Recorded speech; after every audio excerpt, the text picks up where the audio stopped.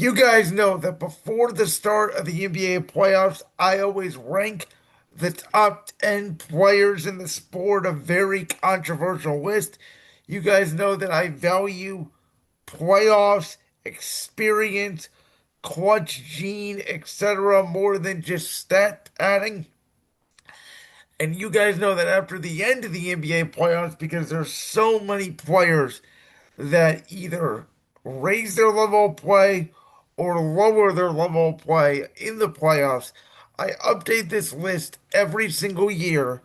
And this year, between after the NFL season, when I first made this list in February, to now, there is a lot of movement. So I know this list is going to be controversial. Let me know what you think in the comment section on YouTube or on audio. I'm going to go 1 through 10. This is in order. The list of who, in my opinion, right now are the best players in the NBA. If there's any movement, I will tell you what that movement was in terms of the last time we did this list, again, right before the All Star break. At number one, without a doubt, if you've been listening to me over the past 2 months, really since about game one of the Western Conference Finals against the Oklahoma City Thunder, Victor Wembanyama. Now, I don't know where this narrative has sort of come across post finals that he is a dirty player because he commits all these flagrants, which half of them I did not think should have been called. You know, that Wemby's all of a sudden not this nice guy. Listen, he's an alien. Have we ever seen anybody do what he does on the defensive end of the court? Where literally the New York Knicks, the whole series had two different game plans. When he was in the game and when he was out of the game, they were making completely different U-turns. I get it. He needs to work on his post game and he needs to get just a little bit stronger. And I know the Spurs are concerned about his body type at that size and staying healthy, and he's already had a blood clot. But I've said it for the past 2 months that game one against OKC in the Western Conference Finals was Victor Wembanyama's moment to say, I am the best player in the world. The same way LeBron James had his moment in 2007, Game 5 of the Eastern Conference Finals against the Pistons, when he scored 25 straight and the Cavs took that 3-2 lead in the palace of Auburn Hills. And that same year, LeBron got swept by the Spurs in the NBA Finals. Victor Wembanyama loses in five to the New York Knicks. I see a lot of parallel here, and I do think that in a seven-game series, if he gets a little bit stronger as we anticipate, there's going to be no way for a team to stop Victor Wembanyama. I've also said his ceiling is to make the LeBron MJ debate irrelevant. He was at number two going into the playoffs for me. At number one was Jokic. So I basically flopped him between Jokic and Wemby. Both of these guys, in my opinion, do things that normal humans cannot do. But I got to be a little bit critical of Jokic, where since that championship in 2023, he has not elevated others around him. I did not think the Denver Nuggets missed him as much this year when he was out of the lineup. And I do think against Minnesota, which is seemingly a bad matchup for Denver, he did not impose his will the way he should be. It was almost like he has relaxed, like he just feels like that he's entitled. Um, Obviously the Nuggets have to make some roster changes, and he's still great. But when you watch him and Wemby, there is a clear difference in athleticism and ability. Jokic is obviously a better passer. Wemby is a better defender. And in my opinion, um, I think that the Nikola Jokic is still great, but he is indeed not the best player in the world. At number three, and I still have him here from February, is Shea Gilgeous-Alexander. He is the one person on this list who entered in at the same entry where he was at in February. I think SGA right now has the best resume of any guard in the league. Um, the way that he has won now two regular season MVPs and a Finals MVP, and I do call him a free throw merchant, and I think he is. You look at his regular season numbers; they go down from the postseason. But he's still obviously a great player. He is still as talented. He's one of the greatest gifted scorers. He's probably the best mid-range shooter Now in the NBA, he's just not, in my opinion, at the level of a Jokic or a Wemby. Now, I think you can make a case that this next guy that I had at number six on my list, again, pre-playoffs, I moved him up two spots, and that is Jalen Brunson. And I think you could make a case that the NBA Finals MVP is better than Shea Gilgeous-Alexander, and he should probably go up to number three. The reason why I keep him at four behind SGA is because SGA does have two regular season MVPs. Jalen Brunson has none. He doesn't even have a top three finish. I suspect that may change next year.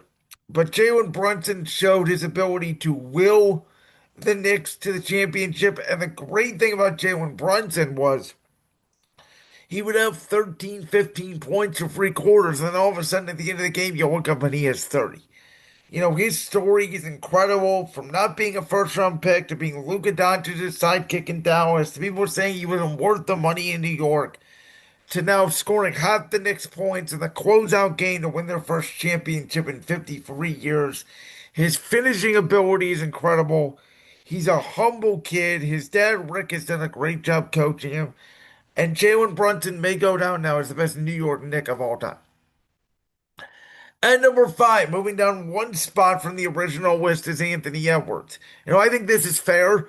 I think he's the third best guard in the league behind SGA and Brunson, and had made back-to-back conference finals. And I said, is Minnesota going to be sort of what Buffalo and Baltimore are to Kansas City, where they're really great teams, but Minnesota can't get through San Antonio or OKC? It's very possible.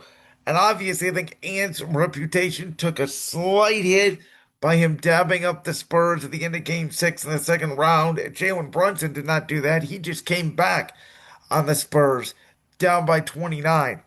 Um, Anthony Edwards is still great. I think he needs to find his running mate. I think Wemby is founded in Dylan Harper. I think SGA is founded in J Dub. Brunson has founded in OG Anunoby slash Cat. Jokic is probably founded in Jamal Murray. I mean, they already won a championship. They tried with Karl Anthony Towns. They have tried with Julius Randle. And is still great. I still love to see that killer instinct in him, where I feel like sometimes when he is down in a series, he sort of gives up, where when he's up in a series, he can front run. It's my one knock on Ant. This guy was not even in the top 10 before the playoffs, so he has a huge rise here at number six, and that is Cade Cunningham. Listen, the Detroit Pistons were the number one seed in the East. I said I needed to see them go on a legit playoff run and win a playoff series, and they played 14 games. They played two seven-round series. And Cade did lead the 3-1 comeback, including the incredible 24-point comeback in game six in the first round against Orlando. He was down 3-2 against Cleveland. He had a tremendous game six to get them to a game seven.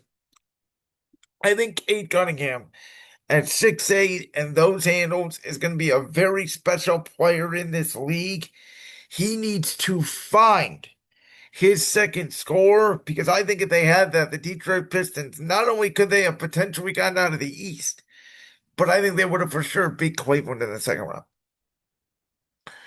Number seven, I have Tyrese Haliburton. So he was 10 on the original list, so he moves up three.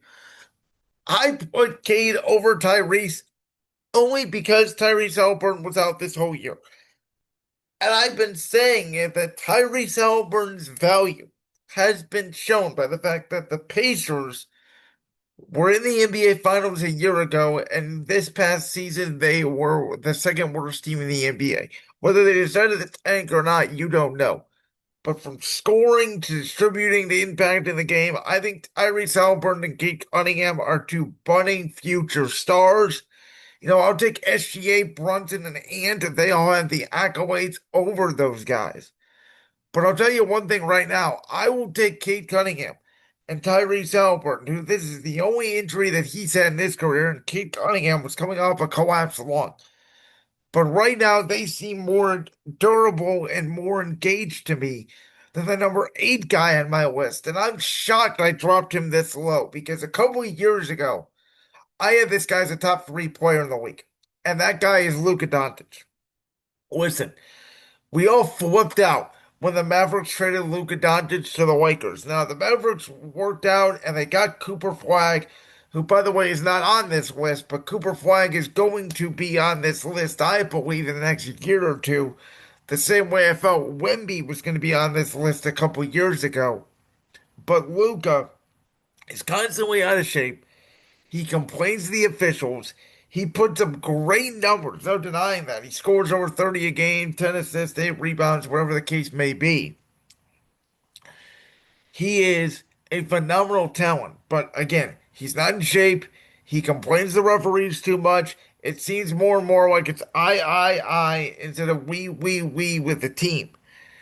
And you look over the last couple of years, and Jalen Brunson has had more success. Anthony Edwards had more success. I would argue Tyrese Haliburton has had more success. I get it. Luka made the finals a couple years ago with Dallas. But a couple years ago now, his game has completely changed. He's not the same player. His conditioning is being questioned. And we all thought that the Lakers now were going to be on a decade timeline with Luka Doncic. I'm not so sure that's the case anymore. Because if he does not come in this season in shape and ready to go, I'm not sure these new owners are going to be willing to build around Luka Doncic. And I guess that's my point here.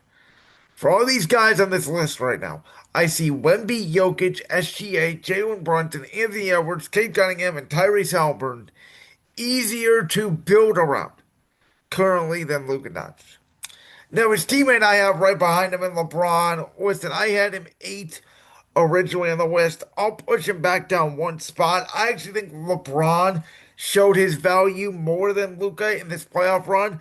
I mean, he somehow got them past the Rockets without Luka Doncic and Austin Reeves. LeBron has shown in spurts that as the number one guy, he can still be a top five offensive player in this league. And the fact is, as long as LeBron has been healthy, the Lakers have been in constant contender mode rather than Steph Curry and Golden State, who I actually pulled Steph Curry off this list. I no longer think Steph Curry is a top 10 player. I think Steph has sort of disappeared a little bit into the background. The Golden State dynasty to me is done. Like, it would be fun if LeBron and Curry teamed up, sure. I would still think LeBron is the better player at this point. I think Steph is brittle. I think he's injured. I don't think he's as special consistently as he used to be like LeBron, but I think LeBron impacts the game more with his passing and his rebounding and his defense more than Steph Curry shooting, even though I think Steph Curry completely changed the game. And so number 10, I have Giannis. So I put seven on the original list. So the original list was Jokic, Wemby, SGA, and Luka Brunson, Giannis, LeBron, Steph, and Tyrese Haliburton. The list now is Wemby, Jokic, SGA, Brunson and Cade, Tyrese, Luka, LeBron, and Giannis, who I don't know why Giannis wants to go to Miami. The reports say potentially Boston, which I think would be a potential, obviously, big move for the Celtics. But Giannis has been hurt the last couple of years, a lot like Luka Doncic. This is a guy who 5 years ago put up 50 points in a closeout game in Game 6 of the NBA Finals. And now, because of injuries and because of the lack of team success, clearly there are many players, in my opinion, better than Giannis. Listen, I think Giannis is a guy who wants to compete. I think he's finally done with Milwaukee. I think he wants to get back on the big stage and show people like myself how good he is and put him back in that top five conversation. And he's going to be a welcome commodity because teams are going to try to stop Nikola Jokic and Victor Wembanyama, which is where I think Giannis's value still lies. The problem with him is he still does not have a great outside shot, and that is his one weakness. And to me, the funny part is when we talk about superstars, right? Like, I think Jokic is a superstar. I think Wemby, SGA, and Luka Brunson, Giannis, LeBron, Tyrese, Cade, and I do think Steph Curry is still a superstar. But guys at the door like Cooper Flag, Donovan Mitchell, Tyrese Maxey, Jalen Brunson, Alfred Sengun, and I'm even going to put Dylan Harper in there. I think that kid's going to be a sensational player. I think he's going to be a top 15 player in the league next year. That bumps guys off like KD, Kawhi, Paul George, Joel Embiid, Devin Booker, Damian Lillard, James Harden. Those are guys who used to be top 5, top 3, top 10 players in the league that are no longer, in my opinion, even considered in the top 15. You can add Jimmy Butler to that list because of the young talent that's came into the NBA in the last few years, of the likes of SGA rising, Wemby rising, and Jalen Brunson, Tyrese Halliburton, Cade Cunningham. These young guys are pushing the old veterans, which I think is important. And again, I look at clutch gene, I look at youth, I look at talent, I look at what you did in these playoffs, all of the above. So to recap, my top 10 players currently in the NBA right now. Number one, Victor Wembanyama. Number two, Nikola Jokic. Number three, Shai Gilgeous-Alexander. Number four, Jalen Brunson. Number five, Anthony Edwards. Number six, Cade Cunningham. Number seven, Tyrese Halliburton. Number eight, Luka Doncic. Number nine, LeBron James. And number 10, Giannis Antetokounmpo. Like that clip from the Brand Sports Podcast? If so, make sure you go down there and hit that subscribe button. While you're down there hitting the subscribe button, make sure to also hit the notification bell so you never miss another upload. And make sure you check out all the other clips from the Brand Sports Podcast right here on YouTube.